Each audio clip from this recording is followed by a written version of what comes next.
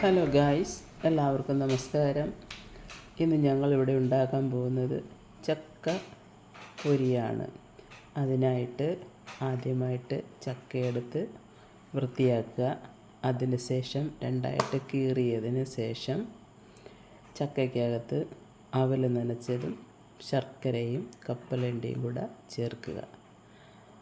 അതിന് ശേഷം അത് വറുക്കാനായിട്ടുള്ള ബാറ്റർ തയ്യാറാക്കുക. ബാറ്ററിൽ മുക്കി എണ്ണയിലിട്ട് പൊരിക്കുക. രണ്ട് സൈഡും തിരിച്ചും മറിച്ചും ഇട്ട് പൊരിച്ചതിന് ശേഷം വറുത്ത് കോരിയെടുക്കുക. അത് കഴിഞ്ഞ് ടേസ്റ്റ് ചെയ്യുക. സൂപ്പർ ആണ്, അടിപൊളി ടേസ്റ്റാണ്. എല്ലാവരും ചെയ്തു നോക്കുക.